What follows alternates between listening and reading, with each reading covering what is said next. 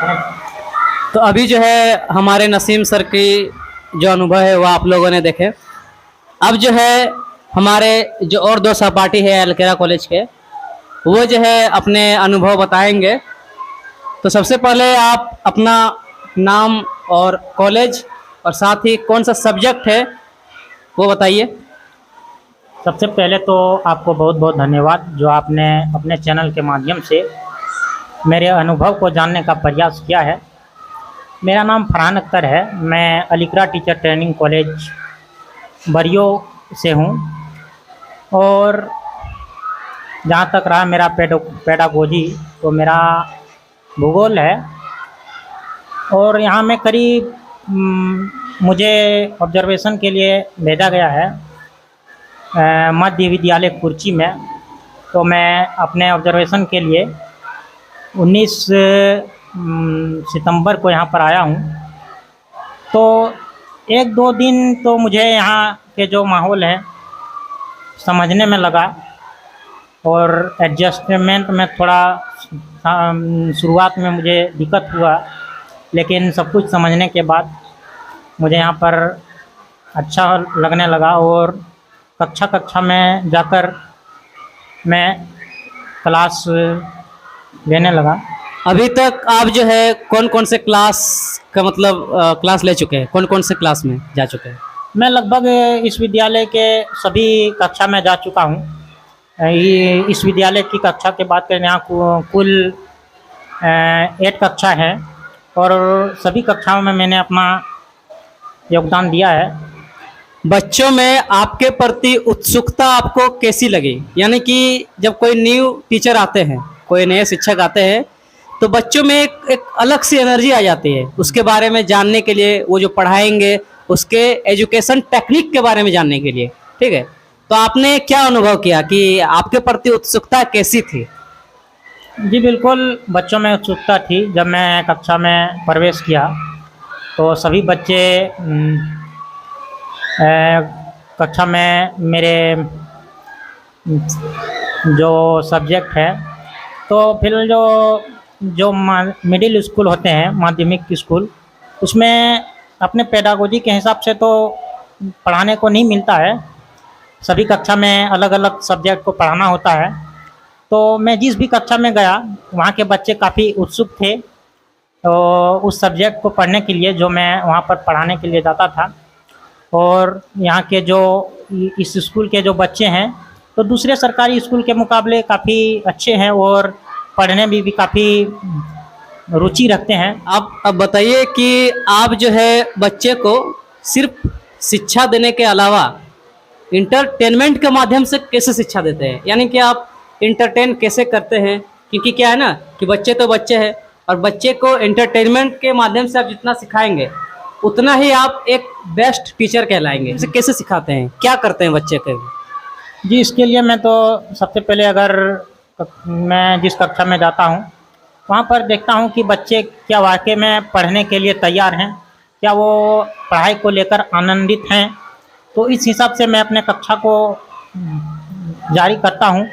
अगर बच्चे पढ़ाई में अपना जो रुचि लेते हैं तो मैं अपने पाठ को शुरू करता हूँ पढ़ाने के लिए।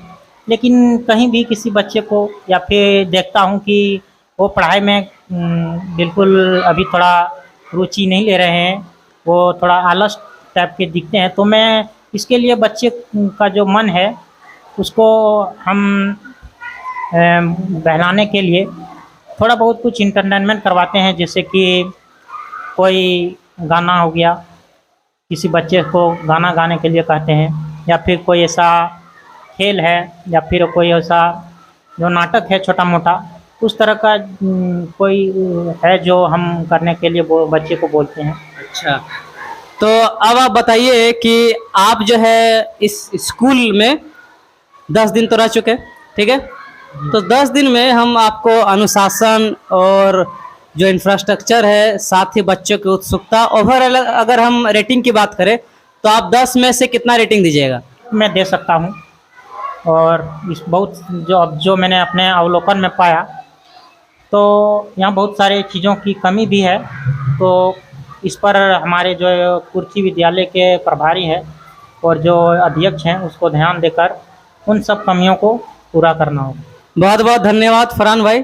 ठीक है, तो आप जो है इस चैनल के माध्यम से आने वाले जो बीएड ऑब्जर्वेशन के जो ट्रेनिज रहेंगे उन लोग का आप क्या मैसेज देना चाहते हैं? जी, मैं उन लोगों को संदेश देना चाहूँगा कि अगर आप लोगों को कहीं पर ऑब्जर्वेशन अवलोकन के लिए भेजें हैं तो आप पूरी ईमानदारी के साथ ऑब्जर्वेशन के लिए जाएं। और बहुत बहुत धन्यवाद सर। जो है हमारे जो मुस्तफ़ा सर है वो बताएंगे कि वो किस कॉलेज से है और उसका जो पेडागोजी सब्जेक्ट है वो क्या है। साथ ही वो जो है वो स्कूल में जो है बच्चों से किस तरह से कनेक्ट होते हैं, साथ ही उन्हें जो है अपने क्लास में किस तरह की चुनौतियों का सामना करना पड़ रहा है उसके बारे में भी बताएंगे। तो चलिए मुस्तफ़ा सर, आपका बहुत स्वागत है हमारे इस चैनल में। तो आप बताइए कि आप अपने बारे में बताइए पहले, और उसके बाद जो है आप अपने अनुभव के बारे में बताइए। पहले मैं कहना चाहता हूँ आपका चैनल और आपका बहुत धन्यवाद देता हूँ। लग रहा है खाना नहीं खाए, थोड़ा जोर से बोलिए। खाना खा के आया हूँ, अभी खा लिया। सबसे पहले आपका चैनल और आपको धन्यवाद देता हूँ। बहुत बहुत धन्यवाद। Thank you. मेरा तो यहाँ ऑब्जर्वेशन मेरा नाम है मुस्तफ़ा अंसारी और अलीकरा कॉलेज से हूँ। बरियो में अलीकरा कॉलेज करनी। मेरा यहाँ अभी ऑब्जर्वेशन के लिए लगभग 10 दिन शायद हो गया है। और पहले जब मैं आया था उस समय तो मुझे बहुत थोड़ा सा कठिनाई लगता था कि क्या करें नहीं करें। पहले लगता था कि स्कूल क्या है नहीं गए थे कभी। मैंने अपने लाइफ में स्कूल नहीं किया था, पहले फर्स्ट में आया हूँ, इसलिए मुझे घबराहट हो रही थी। जब 2-3 दिन आया ख़राब लग रहा था। उसके बाद बच्चों से अच्छा से व्यवहार देखें, क्लास में गए, सब बच्चों से मिले, अच्छा लगा। फिर पाठ को भी हम हर एक सब्जेक्ट में, मेरा सब्जेक्ट पेडागोजी है, फिजिक्स साइंस। और मैं बता दूं कि मेरा भी जो पेडागोजी सब्जेक्ट है वो फिजिक्स है। तो इसका मतलब ये नहीं कि जब 2 टीचर एक स्कूल में है तो दोनों में प्रतिस्पर्धा होता है, नहीं। क्या पता शायद वो जो है किसी और माध्यम से किसी और तरीके से सिखाने को कोशिश कर रहे हैं और दूसरे टीचर जो किसी और तरीके से सिखाने की कोशिश कर रहे हैं। तो इसमें आपको एक चीज़ सीखने की ज़रूरत है कि एक सब्जेक्ट के टीचर बहुत सारे हो सकते हैं, लेकिन जरूरी नहीं है कि जो शिक्षा, जो एजुकेशन टेक्निक है, जो पढ़ाने का जो तरीका है वो एक ही जैसा हो। ठीक है, चलिए आप आगे बताइए कि आपको किस तरह की चुनौतियों का सामना करना पड़ा क्लासरूम में। मुझे तो सबसे पहले आए तो हमको लगा कि क्योंकि सरकारी स्कूल के बच्चे हैं तो सबसे पहला जो चुनौती है कि सरकारी स्कूल के बच्चों में जो अनुशासन है वो बहुत कम देखने को मिलती है। साथ ही उसको एक शांत कराना ही जो है ना सबसे बड़ी चुनौती हमको लगता है। तो आप बताइए, आप इसके बारे में क्या कहेंगे? सबसे बड़ी चुनौती तो सही बात बोल रहे हैं सर। बच्चों को मतलब शांत करना बहुत ही है, इम्पॉसिबल है।